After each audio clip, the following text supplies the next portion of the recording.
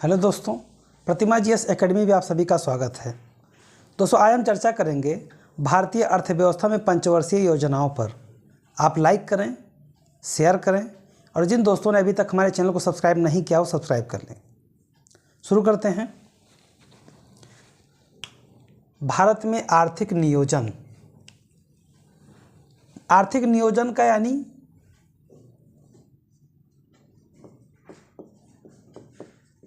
परियोजना और योजना कोई क्यों बनाता है? समृद्धि के लिए, आत्मनिर्भरता के लिए,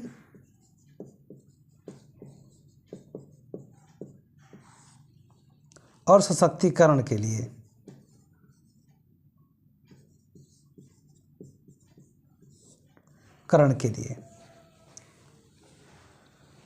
जब भारत की आज़ादी 15 अगस्त 1947 को हुई तो हमारे सामने दो कंडीशन थे।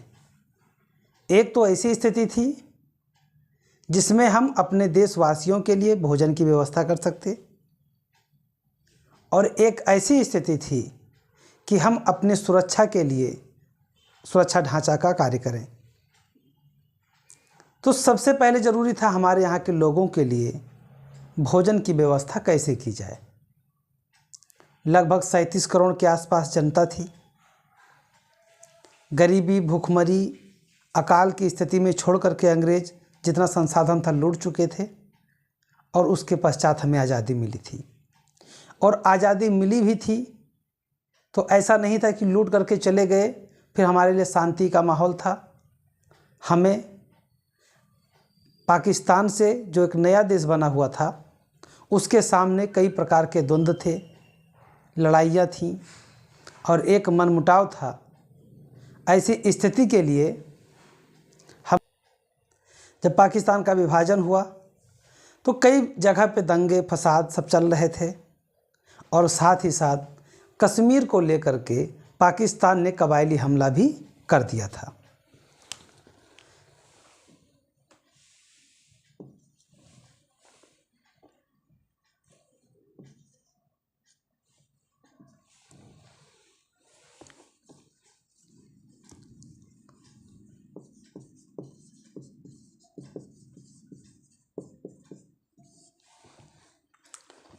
कबायली हमला कर दिया था। अब ऐसी स्थिति में हमारे सामने कई चुनौतियां थीं। प्रधानमंत्री जवाहरलाल नेहरू साहब, पूरा विश्व कहता था कि गुलाब लगा करके घूम रहे हैं, खाने के लिए व्यवस्था नहीं है। लेकिन गुलाब लगाना और खाने की व्यवस्था करना दोनों अलग अलग बातें हैं। वो अपनी जो उत्तरदायित्व उनका था, उनकी जो रिस्पॉन्सिबिलिटी थी, उसके लिए वो कार्य कर रहे थे। तो जो पहली पंचवर्षीय योजना शुरू किया गया, हमारे यहाँ जो योजनाएं लाई गई, नियोजन की व्यवस्था किया गया, उसका सीधा आधार था आर्थिक विकास करना, आर्थिक समृद्धि करना, आत्मनिर्भर बनाना, सशक्तिकरण करना। ये सारी व्यवस्थाओं के चलते पंचवर्षीय योजना लाया गया था। 12 पंचवर्षीय योजनाएं चलाई गईं।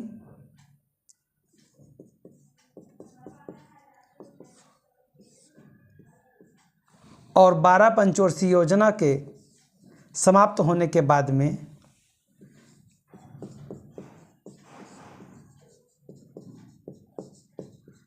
नीति आयोग के सलाह से पंचवर्षीय योजना समाप्त कर दिया गया, और अब चल रहा है 3 वर्षीय, 7 वर्षीय और 15 वर्षीय। इस प्लान के तहत इस समय विकास का आधार दिया जा रहा है।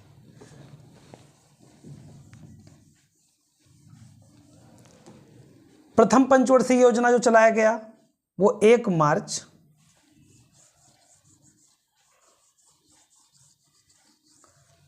1951 को पहली पंचवर्षीय योजना चलाया गया, जो 31 मार्च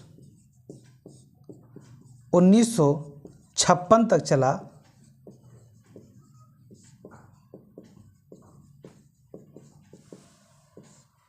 प्रथम पंचवर्षीय योजना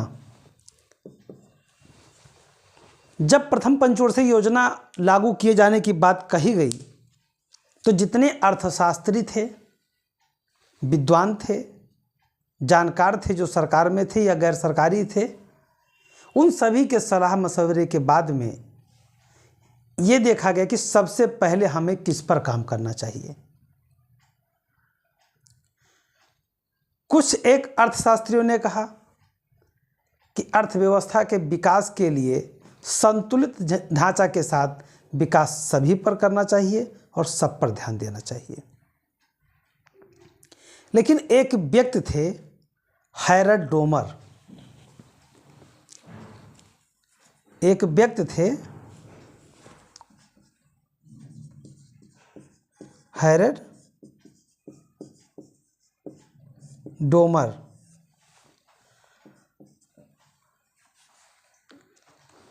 इनको एक व्यवस्था दिया गया, इनको एक विचार का कार्य दिया गया कि अब आप बताएं कैसा मॉडल होना चाहिए हमारे डेवलपमेंट का, हमारे आर्थिक विकास का मॉडल कैसा होना चाहिए। हैरड डोमर ने कहा कि देखिए, हम विकास तो कर लेंगे, अभी हमारी जो ज़रूरत है वो है भोजन। हमें ज़्यादा कुछ बगैर सोचे ही हुए हमें पहली पंचवर्षीय योजना में कृषि पर फोकस करना चाहिए। क्यों करना चाहिए? कृषि पर फोकस क्यों करना चाहिए? क्योंकि भारतीय अर्थव्यवस्था कृषि पर आधारित थी और हमारे लिए संसाधन के रूप में भी, कच्चे माल के रूप में भी, कपड़े बनाने के लिए रेशे के रूप में भी, खाने के लिए भोजन के रूप में भी, पशुओं के लिए चारे के रूप में भी हमें एक कृषि, मजबूत कृषि की आवश्यकता थी। कृषि व्यवस्था के तहत सिंचाई व्यवस्था देना, अन्य संबंधित गतिविधियों पर कार्य करने की हमें ज़रूरत थी, तो हमें करना चाहिए था। हैरड डोमर ने कहा कि जिस तरह से कहा जा सकता है कि भूखे पेट भजन नहीं होता, तो जब तक भोजन नहीं जाएगा तब तक किसी भी प्रकार का कोई अन्य गतिविधि पर हम विचार नहीं कर सकते। इसलिए प्रथम पंचवर्षीय योजना कृषि पर आधारित किया गया और हैरड डोमर मॉडल पर आधारित किया गया। लगभग 43% के आसपास हमारे पास मैदान है। 32,87,263 वर्ग किलोमीटर का हमारा क्षेत्रफल है और जिसका 43% लगभग 90,000 वर्ग किलोमीटर के आसपास, 90,000, 32,87,000 का अगर निकाला जाए,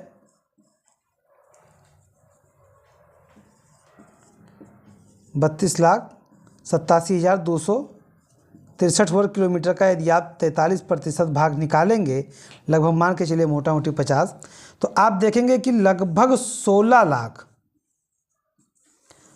लाख वर्ग क्षेत्रफल के आसपास जो मैदान है, लगभग 50% के आसपास मान लीजिए, कुछ पहाड़ी क्षेत्र हैं, कुछ अन्य हैं, इसमें से अगर आप और निकाल दीजिए 2-4 लाख, तो लगभग 12 लाख वर्ग किलोमीटर में हम कृषि करने में सक्षम थे उस समय। आज तो कृषि का आकार छोटे हो गए हैं, टूट फूट गए हैं, कई परिवार विभाजित हो गए, कई जगह मकाने बने, तो इससे कृषि की जो स्थिति है वो कम होती चली गई है। परंतु जंगल कृषि के लिए हमारे पास पर्याप्त आज भी ज़मीनें पूरे विश्व में सबसे ज़्यादा हैं। हैरड डोमर साहब ने कहा कि पहले कृषि पर आधारित करना चाहिए और कृषि के साथ साथ सिंचाई की व्यवस्था जरूर करनी चाहिए। क्यों? सिंचाई क्यों करनी चाहिए? क्योंकि हमारे पास जब हम गुलाम थे तो हमारे लिए सिंचाई के लिए कोई व्यवस्था नहीं किया गया। मौसम के रूप में जो मौसमी जलवायु था उसी पर हम आधारित थे और उसी के बल पर हम कृषि करते थे। लेकिन कई बार ऐसा स्थिति होता है कि हमारे पास सिंचाई के संसाधन न होने की वजह से और केवल मानसून का इंतजार कर करके हम कृषि करते हैं, तो उतनी उत्पादकता नहीं हो पाती है जितनी हम किसी एक ज़मीन से प्राप्त कर सकते हैं। हमारी उत्पादकता विश्व के कई देशों से आज भी बहुत पीछे है। वो अलग बात है कि हमारा क्षेत्रफल इतना ज़्यादा है कृषि का कि हम कई अन्य ऐसे जो है फसल हैं जिनमें हम द्वितीय स्थान पर आ जा रहे हैं निर्यात करने में, उत्पादन करने में। लेकिन उत्पादकता की बात देखी जाए तो हम बहुत पीछे हैं, आज भी बहुत पीछे हैं। उत्पादकता और उत्पादन में अंतर आपको पता है? जान लीजिए। उत्पादक और उत्पादकता, उत्पादन में क्या है कि मान लीजिए हम पूरे भारत में, इतना बड़ा भारत है और यहाँ पे उत्पादन किया हमने 350 टन, 350 टन फसल हमने मतलब अनाज उत्पादित किया। लेकिन हमारा क्षेत्रफल इतना ज़्यादा है कि एक हेक्टेयर में हमने ज़्यादा से ज़्यादा 15 कुंटल या 20 कुंटल फसल उत्पादित किया। ये एग्जैक्ट फिगर नहीं है, ये आपको समझाने के लिए मैं बता रहा हूँ। और वहीं ऑस्ट्रेलिया में, अमेरिका में एक हेक्टेयर में 70 से 80 कुंटल उत्पादन होता है। हम इतना पीछे हैं, इतना समझ लिए उत्पादकता में। और यदि हमारे जितना भूमि कृषि के इनके सब के पास हो तो ये लोग इतना अनाज उत्पादित कर दें कि हम लोगों को तो बहुत पीछे छोड़ दें। लेकिन जो कि इनके पास ज़मीनें कम हैं, उत्पादकता ज़्यादा है, उत्पादन कम कर पाते हैं। उत्पादन में हम नंबर 2 पे आ जाते हैं। भारत में आर्थिक नियोजन का लक्ष्य समृद्धि, आधुनिकीकरण, आत्मनिर्भरता और समानता के आधार पर पंचवर्षीय योजना को रखा गया था। और प्रथम पंचवर्षीय योजना 1 मार्च 1951 से शुरू किया गया था और 31 मार्च 1956 तक चला था। हेरल्ड डोमर मॉडल पर आधारित था और इन्होंने कहा था कि कृषि पे काम कीजिए और सिंचाई पे काम कीजिए। इस समय जो थार मरुस्थल है हमारा, राजस्थान का अरावली के पश्चिम का जो क्षेत्र है, वहाँ पे यदि सिंचाई की व्यवस्था हो जाए तो उस मरुस्थल में भी उपजाऊ हो सकता है, फसल उपजाया जा सकता है। मानसून वहाँ नहीं पहुँचता। क्यों नहीं पहुँचता? क्योंकि जब मानसून निकलता है, एक बंगाल खाड़ी वाला निकल जाएगा, एक अरब सागर का जैसे ऊपर जाएगा, अरावली रेंज एकदम समकक्ष बराबर चल रही है, पैरेलल हवा निकलती चली जाएगी। टकराने का यहाँ बंदोबस्त नहीं है, इसलिए बारिश नहीं होता है। बारिश होता है जाकर के जो हिमालय से टकराता है तब। प्रमुख प्राथमिकता दिया गया कृषि और सिंचाई पे, और विकास दर जो लक्षित किया गया वो रखा गया था 2.1। विकास दर रखा गया था 2.1% वार्षिक। लेकिन हमें मिला कितना? हमने 3.6% की दर से विकास किया। मतलब हम जितना सोचे थे उससे ज़्यादा, मतलब यह योजना सफल रही। मतलब हम लक्ष्य रखे थे कि हम 2.1% के दर से विकास करेंगे, लेकिन हमने विकास किया 3.6। मतलब ये योजना तो सफल रही। अब यहाँ पे क्या होगा? क्या बेसिक ज़रूरतें यहाँ पे और पूरी की गई थी, या केवल कह देने से कृषि भाई हाँ हाँ ठीक है कृषि? यहाँ पे 2 बातें थी। एक तो हम आज़ाद हुए थे, हमारी कृषि अब जमींदारों के पर नहीं चल रही थी, हमारी कृषि का मालिक हमारे किसान थे। अब उनके दिमाग में ये था कि अब हम जो उपजाऊ करेंगे, जिसका उत्पादन करेंगे, थोड़ी सी लगान सरकार को देंगे, बाकी मेरा होगा। अब उन्हें कोड़े मार कर पैसा वसूलने की स्थिति खत्म हो चुकी थी। तो उत्साह था लोगों के अंदर। एक एनर्जी था लोगों के अंदर, एक ऐसा ताकत आ गया था लोगों के अंदर कि मैं काम करूंगा, वो हमारा होगा। पहला कारण सफल होने का ये था। और दूसरा कारण ये था कि सरकार ने कई प्रकार के सब्सिडी के साथ में सिंचाई का व्यवस्था भी किया था। जैसे भाखड़ा नागल बांध बनवाया गया इसी पंचवर्षीय योजना में, दामोदर घाटी परियोजना इसी पंचवर्षीय योजना में, हीराकुंड परियोजना इसी पंचवर्षीय योजना में, जैसी बहुउद्देशीय नदी परियोजनाएं चलाई गईं। और इतना ही नहीं, सामुदायिक विकास कार्यक्रम 1952 में, परिवार नियोजन कार्यक्रम 1952 में, राष्ट्रीय प्रसार सेवा 1953 में शुरू किया गया। यहाँ ध्यान रखिए, यहाँ जो समझने की ज़रूरत है, यहाँ पे हम पूरे विश्व से कितना आगे हैं आप समझिए। समाजवादी सरकार समझती है, जो साम्यवादी होते हैं प्रवृत्ति के लोग। यहाँ पे समाजवादी, जब भी मैं समाजवादी बोलूँ तो ये अखिलेश की सरकार की मत समझ लीजिएगा। समाजवादी, पूंजीवादी और मिश्रित अर्थव्यवस्था, ये अर्थव्यवस्था के 3 मानक हैं, 3 अलग अलग प्रकार हैं। तो यहाँ पर क्या था कि भारत सरकार ने सामुदायिक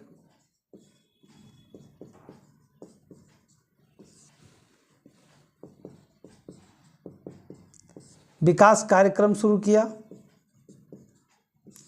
1952 में। एक महत्वपूर्ण कार्य किया। दूसरा महत्वपूर्ण कार्य किया परिवार नियोजन कार्यक्रम 1952। सोचिए, परिवार नियोजन कार्यक्रम हम लाए कब? 1952 में। और इसमें सबसे ज़्यादा बढ़ चढ़ करके कार्य किया जो दक्षिण भारत के राज्यों ने। उत्तर भारत में तो जातिवादता इतना हावी था कि एक रोकने के लिए तैयारी नहीं थे। भाई हम क्या, ये तो भगवान का दिया हुआ जो है आशीर्वाद है, हम काहे रोक दें। ये तो अल्लाह का दिया हुआ आशीर्वाद है, हम काहे रोक दें। ये तो जीसस का दिया हुआ आशीर्वाद है, हम काहे रोक दें। मतलब हर कौम ने इतना बच्चा पैदा कर दिया, आज तक रुकने का नाम नहीं ले रहे हैं। तो इसीलिए अब सरकार 2 बच्चे की नीति को लागू करने की बात कर रही है। की नहीं है अभी तक, कर रही है। अब करेगी नहीं करेगी भाई सरकार जाने, जनता जाने। लेकिन केवल इतना कि परिवार नियोजन पूरे विश्व में सबसे पहले किसी देश ने लगाया तो भारत ने। 1952 में भारत ने परिवार नियोजन कार्यक्रम को लागू किया और इसको सबसे सफल बनाया दक्षिण भारत के राज्यों ने। और इसीलिए हमारे जो प्रशीवन होता है, प्रशीवन इसीलिए रुका पड़ा है। अब 2026 तक के लिए फिर रोक दिया गया है। 2026 तक जो मेंबर ऑफ पार्लियामेंट के चुनाव होंगे वो उसी जो 552 सीटें थी, जो कि अब 550 के आसपास रह गई हैं क्योंकि 2 एंग्लो इंडियन को समाप्त कर दिया गया है, तो उसी पर चुनाव लड़े जाएंगे। क्योंकि यदि प्रशीवन होगा तो दक्षिण भारत के राज्यों के साथ अन्याय होगा। उनकी जनसंख्या कम है, उत्तर भारत में एकदम अल्लाह भगवान सब ने दे रखा है। तो अब यहाँ पे क्या होगा कि विवाद होगा। तो दक्षिण भारत के राज्य चाहते हैं कि भाई उनको भी कंट्रोल कीजिए, तब प्रशीवन कराइए। एक तो वैसे उत्तर प्रदेश में 80 सीटें हैं लोकसभा की, और जहाँ प्रशीवन होगा पहुँच जाएंगे 160। हमारे पास 40 हैं तो हो जाएंगे 80, तो ज़्यादा तो उन्हीं का बढ़ेगा। तो इसलिए सबसे पहले काम किया जाए कि लोगों का जनसंख्या जो है लगभग पैरेलल हो जाए, किसी राज्य के साथ अन्याय ना हो। क्या उसी समय 1952 में जब परिवार नियोजन लाया गया था, तभी नियम ये भी बना दिया गया होता, कड़ाई से पालन किया गया होता, तो जो पहला विश्व का तमगा हम लिए घूम रहे हैं कि हमने लगाया झुंझुना, उस झुंझुने को हम इम्प्लीमेंट कर पाते। परिवार नियोजन कार्यक्रम 1952 में लगाया गया। और राष्ट्रीय प्रसार सेवा, तीसरा जो सबसे महत्वपूर्ण कार्य हुआ, राष्ट्रीय प्रसार सेवा कार्यक्रम शुरू किया गया 1953 में। सामुदायिक विकास कार्यक्रम के लिए सबसे पहले जब ये कार्यक्रम चलाया गया 1952 में, क्योंकि हमारे देश में कई ऐसे परिवार हैं जिनके पास एक बिस्सा ज़मीन आज भी नहीं है। कई ऐसे परिवार हैं जिनके पास में कमाने वाला कोई पुरुष ही नहीं है, कोई व्यक्ति ही नहीं है, महिलाएं किसी तरह से अपनी जीविका चला रही हैं। अब सरकार उसी सामुदायिक विकास कार्यक्रम के तहत आगे बढ़ चढ़ करके अब तो पीडीएस दिया जा रहा है, पब्लिक डिस्ट्रीब्यूशन सिस्टम के आधार पर कार्य किया जा रहा है, जो 1967 के तहत शुरू किया गया था, आगे कंटिन्यू चल रहा है। 1995 में हमने मिड डे मील की योजना को चलाया, आज हम चला रहे हैं, आंगनवाड़ी के लिए सारी व्यवस्थाएं दे रहे हैं। लेकिन आज तो आंगनवाड़ी देखिए, आज तो आंगनवाड़ी की योजनाएं जितनी सरकार व्यवस्था दे रही है, उसका अगर सही से जांच कर लिया जाए तो 5% भी उस गरीब जिस बच्चे के लिए जा रहा है राशन, वो नहीं मिल रहा है। सब बेच दे रही हैं, और खरीद कौन रहा है? इतनी मूर्ख जनता मैंने नहीं देखा। हिंदुस्तान की इतनी मूर्ख जनता कि वो ये जान रही है कि ये जो ये बेच रही हैं ये हमारे बच्चों के लिए आता है, लेकिन वही उनको पैसा देकर कम दाम में खरीद रही हैं। ये जागरूकता नहीं, गंवारपन जो हिंदुस्तान का है, ये कब जाएगा? जब महिलाएं सशक्त होंगी, महिलाएं शिक्षित होंगी, तब जाकर के जाएगा। तो सामुदायिक हो गया, यानी कि सिंचाई का हमने कृषि पे ध्यान दिया, हमने कृषि को बढ़ाने के लिए सिंचाई का कार्य किया, जनता के लिए हमने योजनाएं चलाई। तो प्रथम पंचवर्षीय योजना के अंतर्गत ये प्रमुख कार्य किए गए थे, जो सफल योजना थी। अब प्रथम पंचवर्षीय योजना जब सफल हो गया, 2.1 विकास दर चाहते थे और पा गए 3.6, एकदम पगला गए। बोले अब कुछ रह ही नहीं गया, एकदम दुनिया इधर उधर कर देंगे। जो भारतीयों की फितरत होती है, एक छोटे से अचीवमेंट से एकदम पगला जाते हैं। अब बोले नहीं, अब कृषि में कुछ रह ही नहीं गया, हमने ये कर दिया, वो कर दिया, अब ये कर देंगे, अब हम भारी हाईवे इंडस्ट्री लगा देंगे एकदम पूरा। तो बोले महालनोबिस भाई सुनिए, ठीक है कृषि हो गया है, अब हमारा मॉडल लीजिए, मारिए, धुआं कर दीजिए। पिछली बार कृषि को विकास किए, इस बार इसको कर देते हैं, भारी उद्योग को। यानी द्वितीय पंचवर्षीय योजना में एग्रीकल्चर के डेवलपमेंट से इतना प्रोत्साहन मिला कि दूसरे में कृषि को रोक करके इन्होंने काम किस पे किया? हैवी इंडस्ट्रीज पे, भारी उद्योग पे इन्होंने काम किया। और भारी उद्योग पे जब काम करेंगे भाई, एक क्षेत्र को जो आपने भी विकास के लिए आधार दिया ही था कि यदि उस पे काम करना रोक दोगे तो विकास कैसे होगा। परंतु यदि आप उद्योग नहीं लगाएंगे तो भी विकास कैसे होगा। यहाँ पर पीसी महालनोबिस साहब ये बहुत बड़े अर्थशास्त्री थे। इन्होंने अपना मॉडल दिया कि आप एक बेहतर इस्पात उद्योग को लगवाइए, बड़े बड़े इंडस्ट्री पे काम कीजिए। उनके नज़र में ये था कि जिस तरह से हमने कृषि के लिए कार्य किया और हम इतना बूम कर गए, उसी तरह यहाँ भी कर जाएंगे। उद्योग के लिए बूम की, कृषि गिर गया धनमध्य। फिर क्या था? द्वितीय पंचवर्षीय योजना 1 अप्रैल 1956 से 1 अप्रैल 1956 से शुरू किया गया और वह 31 मार्च 1961 में पूरा हुआ।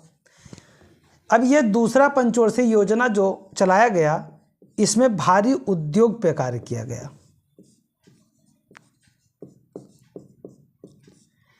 भारी उद्योग पे काम किया गया और इसके आधारभूत संरचना को देने वाले कौन थे? Doctor PC Mahalanobis. PC Mahalanobis साहब के द्वारा एक क्षेत्रीय मॉडल दिया गया।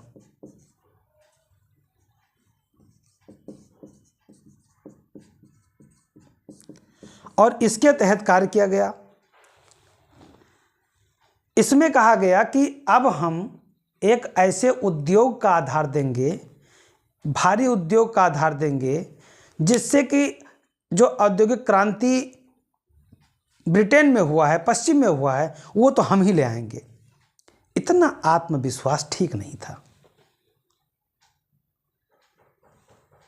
2.1 विकास दर आपने, हमारी किसान, इतनी ज़्यादा किसान हमारे यहाँ के उत्सुक थे कि हमारा है, इसलिए हम पहली योजना में सफल हो गए।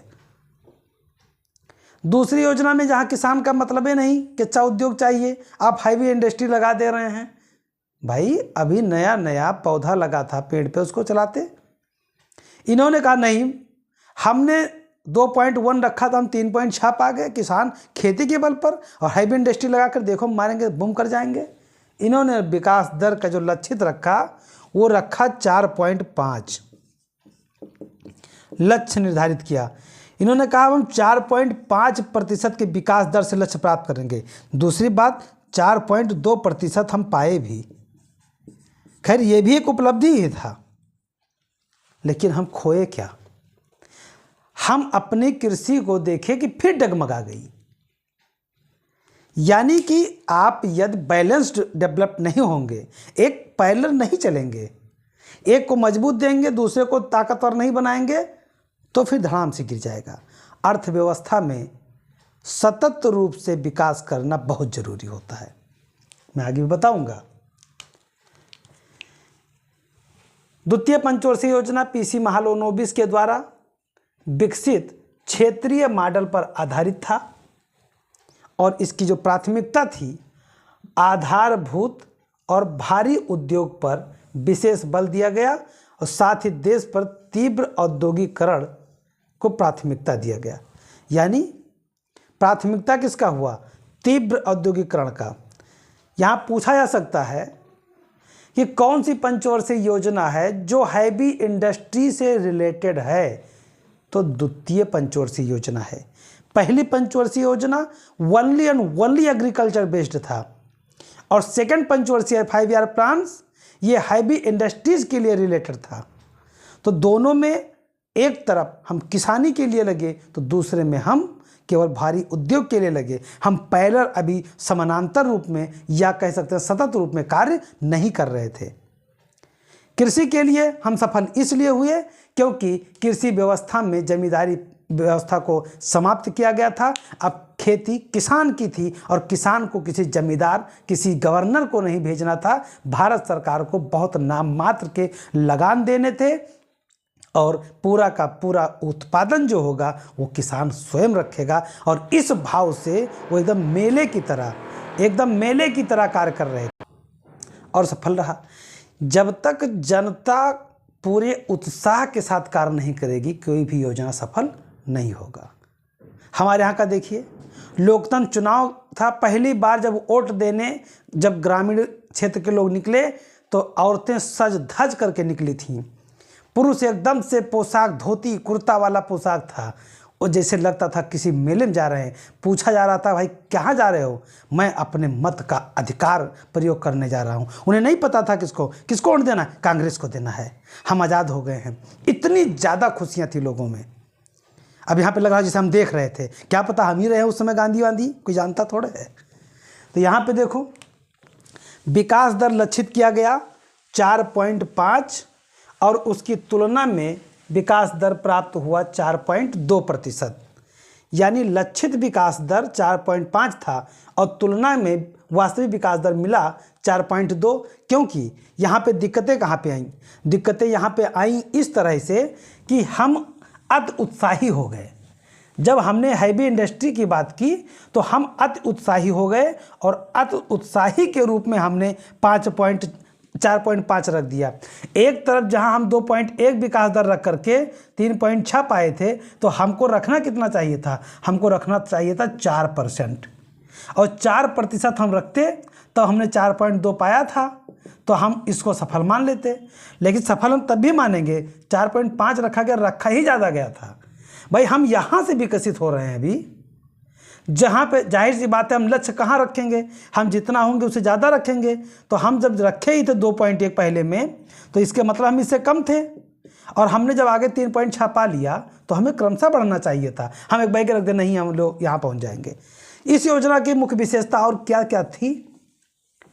इस योजना में ही लगाया गया था राउरकेला,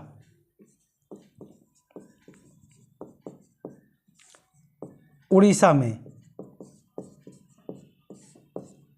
ये इस्पात संयंत्र था। उसके बाद में उड़ीसा में राउरकेला लगाया गया, छत्तीसगढ़ में भिलाई और पश्चिम बंगाल में दुर्गापुर इस्पात संयंत्रों की स्थापना किया गया। और साथ ही इंटीग्रल कोच फैक्ट्री की स्थापना भी द्वितीय पंचवर्षीय योजना में किया गया और चितरंजन लोकोमोटिव्स की भी स्थापना, इस योजना की स्थापना भी द्वितीय पंचवर्षीय योजना में किया गया। यानी कि द्वितीय पंचवर्षीय योजना कह सकते हो लगभग सफल ही थी। तीसरी पंचवर्षीय योजना,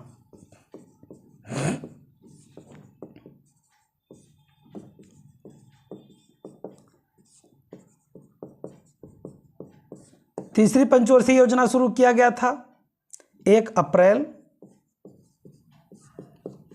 1961 से 31 मार्च 1966 ये चलाया गया था। अब तीसरे पंचवर्षीय योजना में देखा ये गया कि भाई हम पहले में रखे थे कृषि हैरत-डोबर मॉडल के आधार पर, और दूसरे में मैंने रख दिया हैवी इंडस्ट्री यानी भारी उद्योग पीसी महालनोबिस मॉडल के आधार पर। जब हम कृषि के लिए आगे बढ़े तो हमने उद्योग छोड़ा था, और जब हमने उद्योग पकड़ा तो मैंने कृषि छोड़ा। तो ऐसे में क्या देखा गया कि फिर दोनों बैलेंस डगमगाने लगे। तो भारत के अर्थशास्त्रियों ने कहा कि देखो भाई, एक साथ एक को बिना साधे काम नहीं चलेगा। यदि आपको इंडस्ट्री भी लगानी है तो एग्रीकल्चर को प्रोटेक्ट करना ही पड़ेगा। यदि आप एग्रीकल्चर पे कार्य नहीं करते तो आपको कच्चा माल नहीं मिलेगा, आपको रॉ मटेरियल नहीं मिलेगा, और यदि कच्चा माल नहीं मिलेगा तो कई ऐसे उद्योग हैं जैसे कपड़ा उद्योग है, काटन उद्योग है, ये आगे कैसे बढ़ेगा? यदि आपका प्राथमिक क्षेत्र कार्य बेहतर नहीं करेगा तो खनन नहीं होगा, खनन नहीं होगा ना कोयला निकलेंगे ना लोहा तांबा निकलेगा, तो हमारे लिए उद्योग काम किस काम के? यदि हमारे एग्रीकल्चर पे गन्ना का उत्पादन बेहतर नहीं होगा तो हमारा चीनी उद्योग, हमारे और कई ऐसे उद्योग हैं वो पीछे रह जाएंगे। तब विचार किया गया और एक व्यक्ति थे, उनका नाम था सुखमय चक्रवर्ती। इन महोदय का नाम है सुखमय चक्रवर्ती। ये बहुत ही बुद्धिमान आदमी था, नाम ही है चक्रवर्ती, परम भट्टारक महाराजा धीराज सुखमय चक्रवर्ती। तो ये वास्तविकता में राजघराने से थे। जिस तरह के नाम इनका चक्रवर्ती है, इन्होंने विचार भी चक्रवर्ती के रूप में दिया। इन्होंने कहा देखो महोदय, आप चाहते हैं उद्योग भी चले, आप चाहते हैं एग्रीकल्चर भी चले, और हम चाहते हैं दोनों चले, तभी ये देश विकास कुछ कर पाएगा। अच्छी बात तो ये थी कि तीसरी पंचवर्षीय योजना जो सुखमय चक्रवर्ती महोदय के अनुशंसा पे इनके मॉडल का कुछ प्रभाव था, पूरा ध्यान रहे, जिस तरह से प्राथमिक यानी पहला पंचवर्षीय योजना हैरत-डोबर मॉडल पे आधारित था, दूसरा पीसी महालनोबिस क्या उस पे आधारित था, तीसरा सुखमय चक्रवर्ती पे पूरा बेस्ड नहीं था, कुछ प्रभाव इनका था केवल तीसरे पे, और वो प्रभाव ये था कि आप बैलेंस्ड विकास करें। इसमें फिर किया क्या गया, इनमें जो आधार दिया गया सुखमय चक्रवर्ती मॉडल का प्रभाव था, और तीसरी पंचवर्षीय योजना 1 अप्रैल 1961 से 31 मार्च 1966 तक था। इसमें आत्मनिर्भरता की बात कही गई और स्वतः स्फूर्त बनाने का लक्ष्य रखा गया। मतलब तीसरी पंचवर्षीय योजना में कहा जा रहा है कि देखो भाई, हम अब इतना स्वयं कार्य करेंगे, हम स्वतः स्फूर्त होंगे, हम स्वतः ही कार्य करेंगे, हमें किसी की ज़रूरत नहीं पड़ेगी। इसे राजकुमार कृष्णा साहब ने कहा है कि हिंदू विकास दर, हिंदू मानसिकता, मतलब हमें किसी की ज़रूरत नहीं है। अरे भाई, काहे नहीं है, सबको ज़रूरत है। लेकिन उस समय हमारे पास अदम्य साहस था।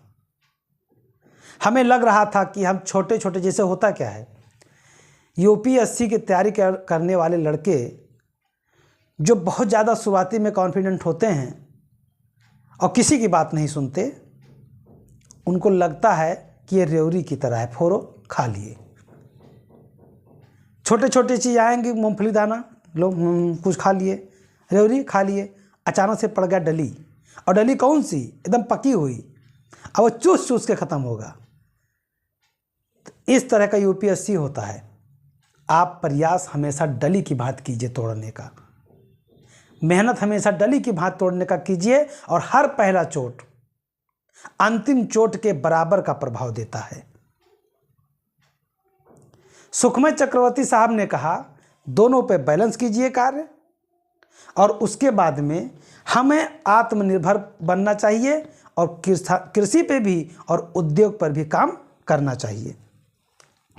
हमने लक्ष्य रखा कितना, 5.6%, और हम प्राप्त कितना किए, 2.7। कितना असफल रहा ये पंचवर्षीय योजना। लक्ष्य क्या था, 5.6%। 5.6% से विकास करने का हमने लक्ष्य रखा था, और हमने प्राप्त कितना किया, हमने प्राप्त किया 2.7%। हम पहले पंचवर्षीय योजना के बराबर भी नहीं ला सके। इसके मतलब ये हुआ कि तीसरी पंचवर्षीय योजना एकदम धराशायी हो गया, एकदम असफल हो गया। तो क्यों असफल हो गया? क्या हमारी योजना में कोई कमी थी? कोई ऐसी दिक्कत आ गई थी कि हम इंप्लीमेंट करने में सक्षम नहीं थे, या हमारे पास संसाधन नहीं था? हम 5.6% का लक्ष्य रखे थे तो कुछ सोच करके रखे होंगे, हमने उसके लिए कुछ पहले प्री प्लान किया होगा। ऐसे तो हमने कहीं नहीं दिया हवा में। पहले हम रखे 2.1, हम पा गए 3.6, फिर रखे हम जो है 4.5, हम पा गए 4.2, फिर हमने कहा अब इससे नीचे का 5.6 से नीचे का बात करें, हम बढ़ रहे हैं। लेकिन हम कहाँ गिरे, 2.7 पे धड़ाम से गिर गए। क्यों? क्योंकि इस समय हमारा तीसरे पंचवर्षीय योजना में 3 महत्वपूर्ण घटनाएं घटी, और चौथी घटनाएं हमारे वजीर आजम नहीं रहे। जैसे 1962 में भारत और चीन का युद्ध हुआ, और भारत और चीन के युद्ध में भारतीय मारे भी गए थे, चाइनीज भी मारे गए थे, भारतीय भी मारे गए थे, और भारत युद्ध हार गया था। पूरे देश में मनोबल डाउन था, किसी के अंदर कोई एनर्जी नहीं बची थी। लग रहा था कि चाइना ने हराया नहीं, पूरा देश लूट लिया हो, और जो कि महसूस भी करना चाहिए।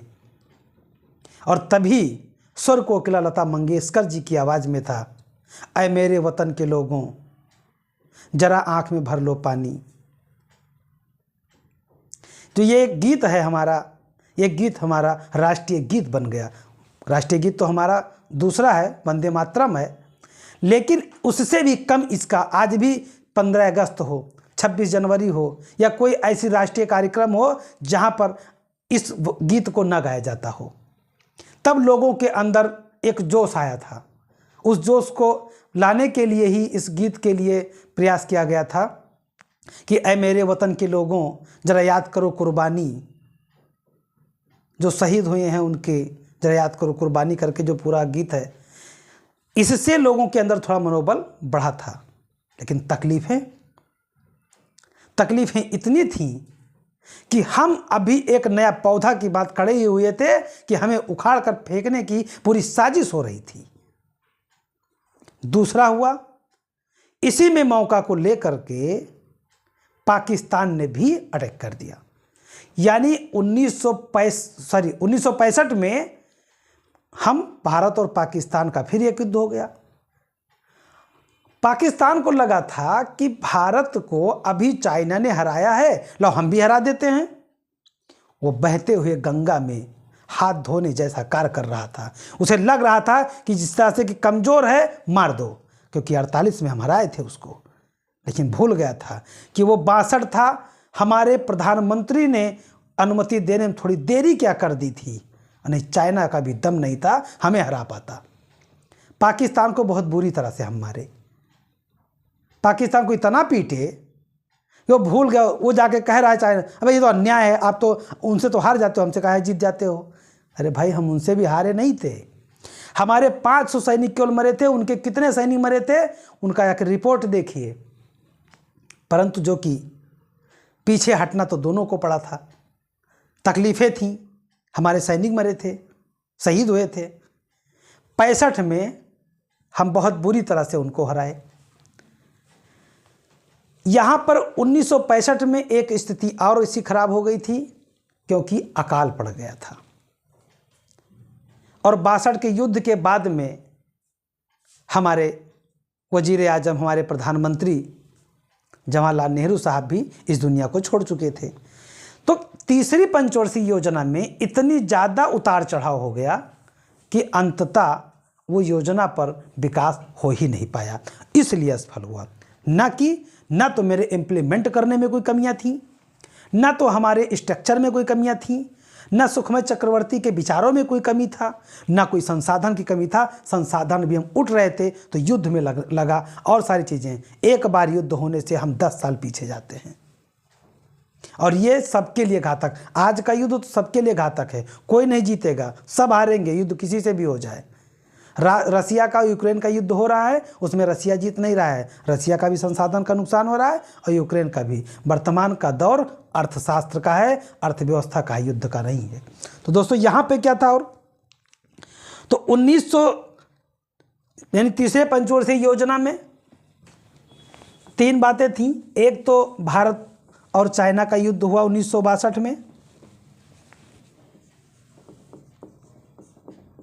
भारत चीन युद्ध 1962,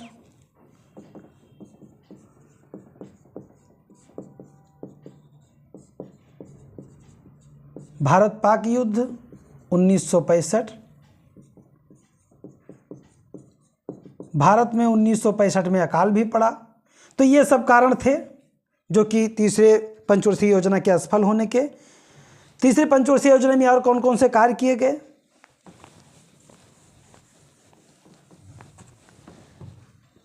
1966 में मुद्रा का अवमूल्यन किया गया। मुद्रा का अवमूल्यन क्या होता है? अपनी मुद्रा को की कीमत को गिरा दिया जाए। इस पे चर्चा हम कर चुके हैं।